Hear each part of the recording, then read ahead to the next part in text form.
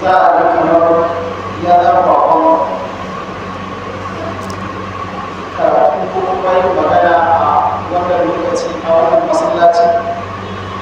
a daidai wannan lokacin wanda a baya ba a yi kuma ga shi yanzu alhamdulillah da za a farko wannan jawabin wannan abu da muka fara shi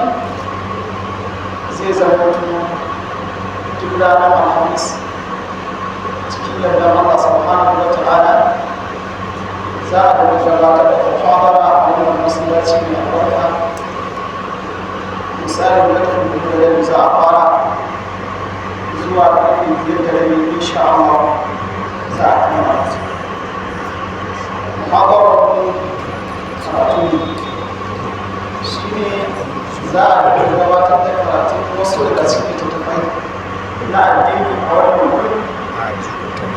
wanda idan mun ga da yiwuwa a lokaci za a iya samar da ƙara da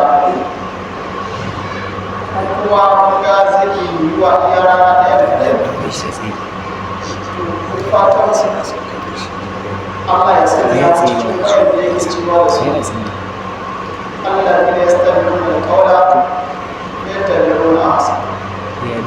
a sanya mace waɗanda suke jin zance sai ya zama ko sun yi mafi kyau a cikin wannan lantar da suka ji farko littafin da za mu fara sa shi ne littafin akwai mun zaɓe shi da ya zama ko shi ne a farko dangane da abin da ya shafi gyaran da ba wai ana da cewa ba a sani ba ne a'a za a muraji'a ga waɗanda suka kama littafin zai zama kuma tunatarwa ne ga wasu gurare waɗanda wasu kuma an manta su muna da kuma Allah subhanahu wa ta'ala ya taimake mu kuma mun zaɓe shi ne da ya zama shi ne ba za ta iya yiwuwa a cikin wani lokacin yawa awa ɗaya za ta kasa lokacin guda biyu sai mu sa ya zama to akwai wani littafin a ciki bayan ka ɗauki amma alal muhim mun ɗauke shi a ɓangaren fikihu ne shi ma a kan mazhabin malikiya wanda za mu gina magana yawancin karatu zai kasance a kan mazhabin malikiya wani kuma za mu magana a kan ayyukan da al'umman malikawa suke kansa wanda ko da baya kan mazhabin malikiya misali a mazhabin malikiya mun sani ba kuruhi yin azumin santa shawwal a mazhabin malikiya ba kuruhi a da cewa da yawa wasu malamai na mazhabin malikiya suna ganin ayyawa ma malik ba ya ce makuruhi ba ne saboda wani abu a ya faɗi dalilinsa ya san hadisai da dama wanda annabi sallallahu alaihi wasallam ya faɗaitar da yin santa shawwal amma ya kira da suna makuruhi ne bangaren mazhabinsa saboda gudun waɗanda suke ba su yin karatu ana gudun jami'ai kada su tsammaci shi wanda sun tashawar shi ma na ɗaya daga cikin azumin ramadan a haɗe shi sunna ne ba kuma wannan shi ne hikimarsa Allah da irin wannan gaɓoɓin mun faɗi da su za mu to da su a faɗaice kuma warware fahimta insha Allah sannan za mu yi amfani da irin wannan lokaci ba don wani abu sai don mu ƙara wa junan mu fahimta a lamarin addini annabi na cewa da mu man yuridu Allahu bi khairin faqihuhu fi din wanda Allah ya nufi shi da alkhairi sai ya fahimtar da shi addini wa alhamdulillah shi mai littafin akbar Abdurrahman akbar wanda ya yi littafinsa a kan abin da ya shafi tsarki ma'ana kan ibada amma sai ya ɗauki tsari irin na manyan malamai. Tsari da ya ɗauka shi ne ya taɓa akan tsarin tsarki guda biyu. Tsarki na farko shi ne tsarkin ruhin bawa, tsarki na biyu shi ne tsarki na gaɓoɓin bawa, wanda dukkan ibada idan ruhin ne ita bai tsarkaka ba to tana cikin yanayin da malamai ne ta zama ko ta sami yanda ake so ta kasance a wani ubangiji wannan mai ibada. Da ta sai ya fara duba a jikin ɗan adam menene mafi illatarwa ga ruhinsa, shi ne sai ya lissafa mana su sifofi kusan guda nawa wanda su ne illoli da suke kassara ɗan adam da kaninsa da ubangijinsa, sai ya kawo su ce to waɗannan wajibi ne dukkan mukallafi ya kiyaye su. To bayan ya gama sai kuma ya koma a kan ibada, ita ma sai fara magana a kan tsarki a cikin ibada. Zai magana kan ɓangaren abin da ya shafi farulan alwala, ruwan sunonin alwala, haka da makamantansu. Wannan abu ne wanda ya shafi tsarki na gaɓoɓi. Kuma bayan an gama sai kuma ya koma mana kan yadda ake yin ibada tare da la'akari yadda ya gina karatunsa a farkon littafi. Shi sa za mu ci gaba yana ce mana shi mumini, ma'ana wanda ya cika sifofin can waɗanda ya kore wa zuciyarsa ɗabi'o'i miyagu, ya ɗabi'antu da ɗabi'o'i kyawawa, to sai zama shi mumini idan ya fuskanci Allah a cikin sallar shi yakan karkaɗe wa zuciyarsa dukkan abin da ba Allah, sai ya halarta da zuciyarsa Allah subhanahu wa ta'ala kan yake yin wannan. Shi ne abin da mai littafin akwari biyar rubuta littafin sa kansa, wanda muna addu'a Allah subhanahu wa ta'ala ya taimake mu kuma ya sanya mu cikin Allah da ya tsare mana kaula da ya tabbata mana a hasani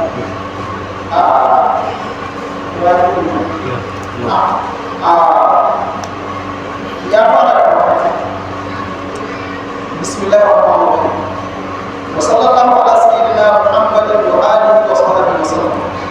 Shi wannan littafin na hausa ke, amma na ƙarshe shi mukaddimar sa ta nan ko min salatar ziyara wannan sai an gane wa sallallahu ala sayyidina muhammadin. Allah kai salat a bisa shugaban annabi Muhammad sallallahu alaihi wasallam wa alihi wa sahbihi wa sallama, da alayansa da sahabbansa ka yi aminci. Alhamdulillah rabbil alamin wassalatu wassalamu ala sayyidina Muhammad khatimul nabiyyin wa imamil mursalin. Yabo da godiya sun tabbata da ubangijin talibai. Wassalatu wassalamu, tsira da amincin Allah su tabbata ala sayyidina Muhammad, a bisa shugaban annabi Muhammad sallallahu alaihi wasallam, khatimun nabiyina, cikamakin annabawa, wa imamul mursalina, shugaban mu. Wannan yana ɗaya daga cikin sunna sayyidina Rasulullah sallallahu alaihi wasallam. Cikin hadisi yana cewa da kullu amrin zibani la yabda'u bismillahir rahmanir rahim huwa al-afdal. Dukkan abin da yake da ko mai albarka, idan har ba a fade shi da bismillah ba to yana da yankakkiyar albarka, ko kuma yana da takaitacciyar albarka wacce za ta cika shi. Shi ne marubucin littafin fara da basmala. Bayan haka sai salati da sayyidina Rasulullah sallallahu alaihi wasallam. Shi ko salati da annabi sallallahu alaihi wasallama akan dukkan mumini yana da mafadilla a rayuwar mutum musulmi sau ɗaya. Shi ne wajibi ne mutum yi wa annabi sallallahu alaihi wasallam sau ɗaya, sannan kuma yawaita salati shi kuma shi alama ce ta soyayya. Inna Allaha wa malaikatahu yusalluna ala nabi ya ayyuhalladhina amanu sallu alaihi wa sallimu taslima. Ya wanda suka yi imani, lallai Allah da mala'ikunsa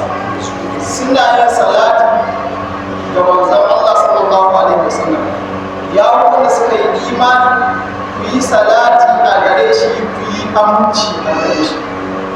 Malamai sun ce salati ga Annabi sallallahu alaihi wasallam wanda Allah yake shi ne ƙara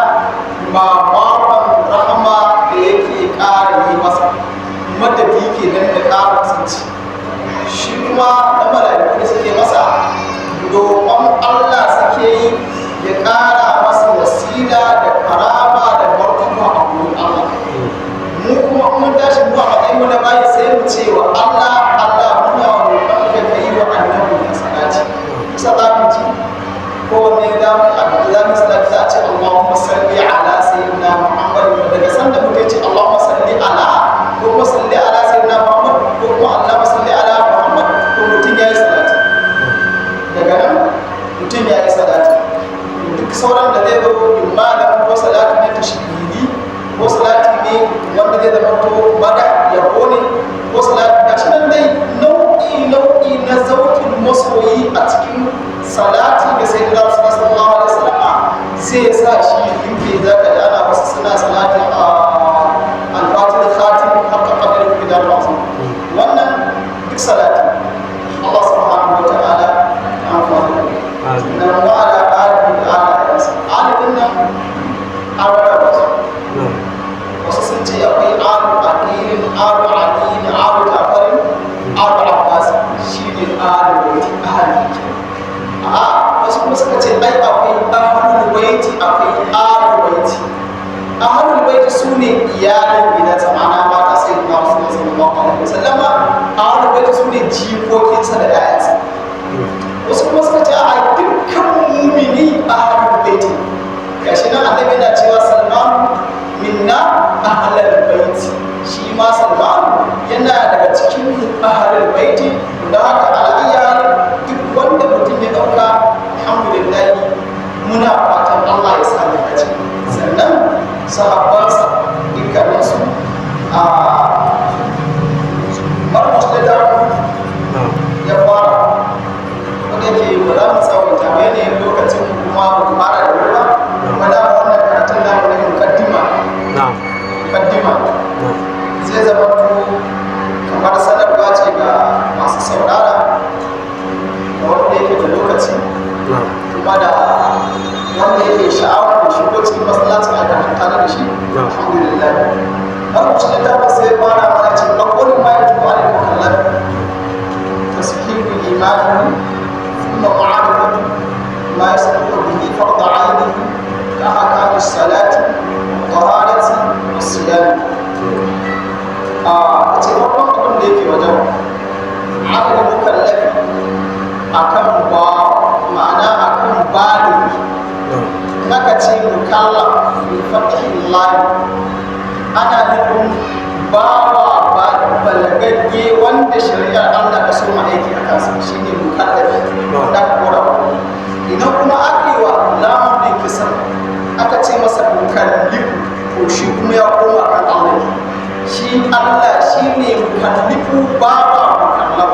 Shi Allah shi ne mai dorawa la yukallifu Allahu nafsan illa wus'aha. Allah baya dora wani nauyi akan wani mukallafi sai dai gwargwadon ikonsa. Shi Allah shi ne al-mukallif mai dorawa bayi nauyi su yi kaɗa. Domin wannan al'ummar Allah subhanahu wa ta'ala ya yi mana falala ya sassauta mana hukunce-hukunce a kan sauran al'ummar da suka roka. Akwai wasu hukunce-hukunce wanda al'ummar da ta zo a baya an tsananta maka hukunci a kansa, amma mu kuma Allah subhanahu wa ta'ala ya sassauta mana al'ummar sai na Rasulullah sallallahu alaihi wasallam. Wannan ayar da Allah yake cewa la yukallifu Allahu nafsan illa wus'aha shi ma alfarma ce wacce Annabi sallallahu alaihi wasallam ya yi mana a gurin Allah subhanahu wa ta'ala. Farko shi waye baligi yawan malamai wasu sun tafi a kan cewa a da ɗan shekara 18 ta namiji ya mace 17 na makamantarsu, amma akan samu wasu wasu ke wani shekaru ba musamman a wannan zamanin ba. Mafi yawanci ana samun da kan shekara 14 shekara 14 aka dai makamantarsu. To daga sanda mutum ya kai wannan to a daidai sanda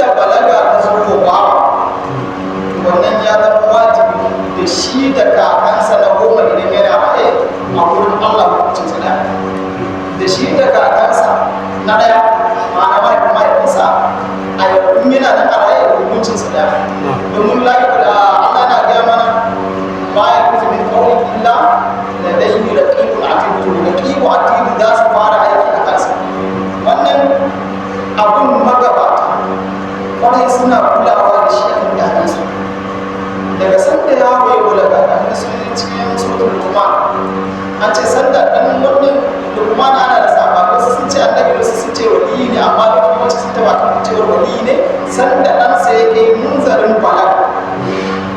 sai ya kira shi sai ya fara musantar da shi ya san cewar ba ya bar duniyan nan ba ne haka kawai da ba a kai shi sai ya fara ce shi ya bunayya la tushrik billah ya kai dana karka sake hada Allah inna shirka la zulmun azim lalle hada Allah da wallahi zalunci ne mai girman gaske uba ne yake yi wa ɗansa nasiha akan yadda zai inganta imanin ɗansa kamar yadda shi mai littafin ya ɗauko ita taswirin imani shi ne inganta imanin gwargwadon sanin ka ga kowane abu ɗaya ko ya zama ko ka raina shi ko ka ga girmansa duk abin da ka san shi an ce ba za ka samu a kaddara ana zaune cikin jama'a ba a kula ba kowacin sai a ga katon zaki a tsakiyar jama'a ya kuso yana fito yana mimewa kuma ya buɗe baki maybe wanda yake kusa da shi kafin ya iya tsallakewa da wanda yake kusa da shi sai ka ga shi ya yi tsalle ya tsallake saman jama'a saboda gaggawan gudu daga gudun zaki me yasa yake masifar jin tsoronsa saboda ya san shi amma da zaka kaddara akwai karamin yaro ko akwai wanda bai san shi ba zai yi murna ne cikin ga wata dabba sabuwa na ga abun a wasa sai ya miƙa hannu ce zai kama ya ce zai wasa da shi me yasa wancan ya gudu me yasa wanda ya kokarin miƙa hannu shi wancan ya san shi wannan ko sai san shi to da haka abin da yake nufi ta sun imani ka fara inganta mana ka fara sanin waye ubangiji ka san waye ubangiji ka subhanahu wa ta'ala to idan ka san shi ka sani cewa ya yi ka da haka kawai shi kuma Allah ce mana ma khalaqatul jinna wal insa illa liya'budun mun halicci mutum da aljanna haka kawai sai dan su yi mun bauta to wannan bauta shi ne sai mana magana sai ce sun ma ma'ana shi ne sannan sai mutum ya san ma ya su abin da zai yi gyara da shi ya zai gyara sai ce mana farko ainihi kwallon ainihinsa a addini muna da kwallon guda akwai farko da aini akwai farko da kifaya farko da aini shi ne abin da idan baka yi ba wani yayi to ana da maka sai ba wanda zai dauke ba kamar misali farko aini bakara abin da ya shafi dan adam ne maka gobe shi ne aka jin kansa mutane suna tafiya sai yunwa ta tasarar su kowanne yunwa yake ci za a kawo abincin da zai shi kowa shi kenan sai yiwu a cikin tun da zai ishe mu ba na da na ka cinye abincin nan in ka ci zai dawo cikin koshin ka zai zo jikin mu zai yiwu idan har mutum yana son ya magance yunwarsa sai dai ya ci abinci to wannan cin abinci suna son farko a yanzu dole sai ya ci ya maganin yunwarsa kuma shi ma da ke addini abin da ake farko a shi ne abin da idan baka yi ba wanda zai yi maka dole sai ka yi wannan shi ne ake ce masa farko a yanzu a sannan shi kuma farko kifaya ita ce wacce mutum ya yi ko kar ya yi idan ba ka yi ba wasu za su idan kuma ka je ka yi alhamdulillah ba ne wannan a cikin addini kamar misali a abin da ya shafi ilimin likitanci bai zama dole a nuna a ce kowa sai ya je ya koyi wannan ilimin idan mutum da ya sani shi kenan kowa samu ne gama kwakwasa amma idan kuma ya zama to duka a yankin nan babu wanda ya da ilimin likitanci to duka ana cikin sabon Allah subhanahu wa ta'ala har sai an tashi mutum ya ji yau kamar ilimin da ya shafi ilimin tafsiri bai zama wajibi kowa ya koyi tafsiri ba idan mutum da ya je sani shi kenan ya ɗauki wasu wani kamar yin misali irin yadda ake yin wankan mamaci wannan farko da kifaya ne idan mutum kuma sai mutum da ya sani shi kenan ya ɗauki wani kuma ba su sani ba amma ya zama wajibi dole akan kowane ɗaya daga cikin baligi ya san hukunce-hukuncen da suke gudunar masa a cikin halin da yake cikinsa ya sa masa na suka ce a ilimi wanda ya fi kowanne muhimmanci a wurin baligi shi ne ilimin halin da yake ciki afdalul ilmi ilmul hal mafificin ilimi shine sanin halin da kake ciki shine kowane muhimmanci ba wai misali da ka kalli a abin da mutane suke yi da ga a zahiri kamar soyayya ce amma ka duba hankali ka kada ba za ka kamar da akwai karancin soyayya a ciki za a yi daular aure misali sai an ya so ya gaya abokanai ka gana ta ɗinki wacce yi ɗinka ba da bari da so takalmi a Allah iya shi kadai abokan zai iya kashe wa kansa sama da kuɗi 60,000 ya saka a na daular da wani bari amma mutum ya zo ko sai da dauka ya kashe to ana shi bai taimaki an goma kasa ya taimaka bai taimaki an goma shi kuma abin da ake nufi a nan shi ne ya sanar da kai yaya za a ka taimaki ta'awun ma'ala da kafin bantakwa ba la ta'awun ma'ala da su guduwa ka ƙana kanka kaya ko maybe wannan kwallon da kai taron jama'a sanda suka zo ya zai maka sanda da samun mata da za ka yana faruwa da yawa to menene ake nufi ilmul hal ka fara kallon wannan hidimar da za a shi wannan da za a haɗa hidima da shi menene yake da shi na masassar da ni da ku da za mu ga kuɗin ka kaya da 30,000 to mu zo mu canza tunanin mu kasa kuɗin mu ka sau uku mu 20 to shi ke nan mu da za mu ɗauki kayan mu sa yana da 30,000 to mu ɗauki kaso ɗaya mu haɗa mu ba mu ango ya je mutum ya je ya gara daga wasa kowa da 10,000 ba shi